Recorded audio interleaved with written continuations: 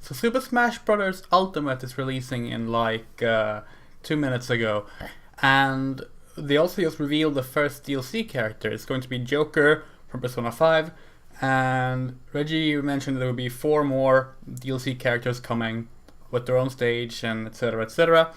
So I thought it would be fun to pick out 4 characters I would like to see. I don't know why I did 8 fingers there. 4 characters I would like to see that I know will definitely not be the characters. Like, this is not this is not a prediction list. This is just like, if I was in charge of the DLC, this is what would happen. So here's my 4 absolutely ridiculous Smash Bros. DLC characters. Now I put some rules in place. First, it has to be from a series that hasn't been in Smash Bros. Already.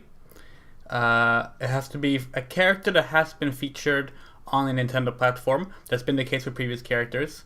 I know people ask, like, well, Final Fantasy VII wasn't on Nintendo and Persona 5 wasn't on Nintendo, but first of all, like, Cloud was featured in Kingdom Hearts Chain of Memories, Kingdom Hearts 358 Days Over 2, Kingdom Hearts Recoded, Theater Rhythm, Final Fantasy, and Final Fantasy Explorers. That's 5 games before he was in Smash. So Cloud was definitely on Nintendo platforms before he was in Smash. And Joker from Persona was in Persona Q2, which just released in Japan, and Sonic Forces. So without further ado, let's go down the list. Number 1 out of 4 is Cure White and Cure Black from Precure. Now, they were featured on the Nintendo system. The game Futariwa, Precure, Max Heart, Maji Fight in Injanai for Game Boy Advance. I think Cure White and Cure Black would work really well in Smash Bros. Now, I would want them to function as one character, like Ice Climbers, how you control both at the same time. And, you know, they're already melee fighters, so they're really good in that regard.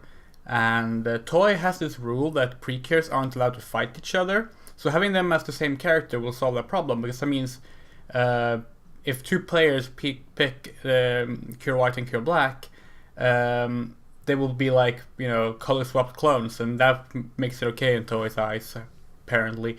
So that would be really neat, and I think having some magical girls in there would be nice. I did consider if I should go with maybe Sailor Moon or Cardcaptor Sakura, but I decided I wanted to go with Cure White and Cure Black, and it's fitting because it's also the 15th anniversary, sort of.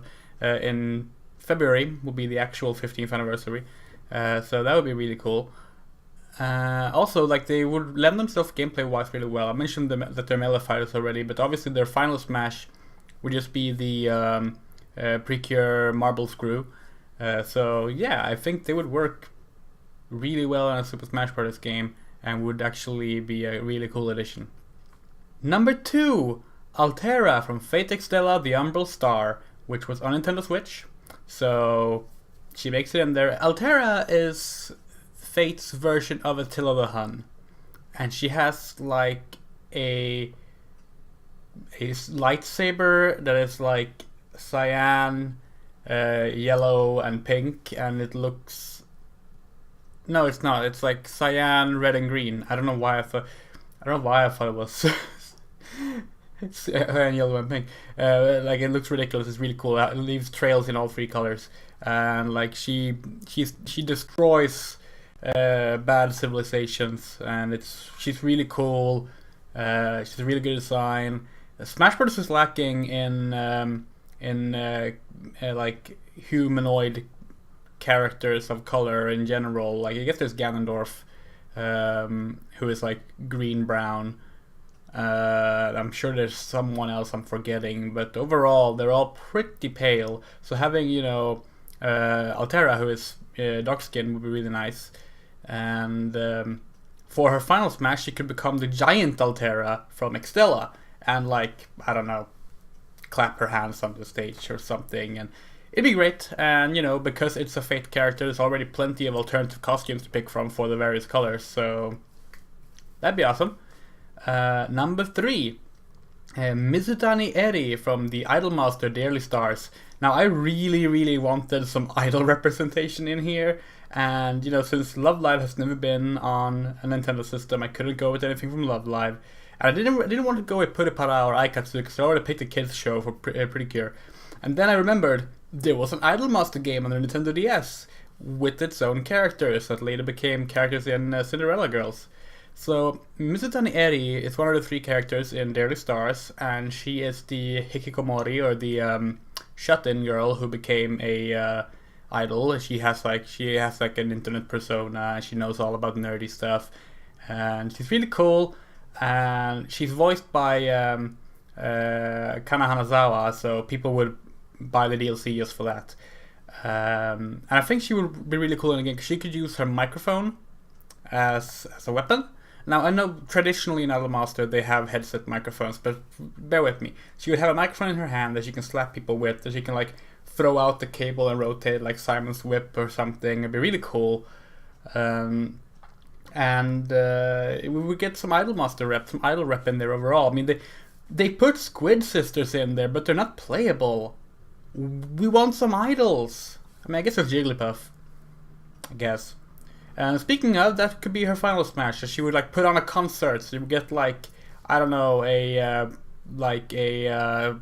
5-second clip from her song. What was her song? I have it written down somewhere. Yeah, her image song was Precog, and yeah, they could have that. They could have that up here, like for 5 seconds as she dances around with her microphone, and maybe the other 2 characters could join in as well. They could have like a trio, and then characters would get affected and fly off the stage or something. I don't know. I don't play Smash Bros. That much. Now, before we get to the final one, I'm sure you're all thinking of who could it be? Who could it be? Will it be the Doom Marine from the Doom series? Because Doom has been on Nintendo for a long time. Will it be Dante from Devil May Cry? Because he was in Project Cross Zone, so he would qualify. Will it be Sora from Kingdom Hearts? Andrea likes Kingdom Hearts, right? No, it's none of those. It's none of those at all, actually. It's Cerno from Toho. Now, bear with me. There have been 3 Toho games on the Nintendo Switch. Toho Against the Wanderer, Asia Reflections, and Toho Kobuto 5. And she's playable in all 3 of them, as is plenty of other characters like Reimu and Marisa. But I like Cerno the best, so I'm going with Cerno. And she would be perfect because, you know, she could like use like ice attacks, you can fly around and all these fun, cool stuff. Like you can use stuff from like the Danmaku games and from the fighting games and all these things. You can take moves from that. There's plenty of moves to go with. And she was also playable in last year's Toho game, which means that, you know, she's still a fresh character to adapt into your representation for the Toho series and Smash Brothers. For her final smash. For her final smash, she would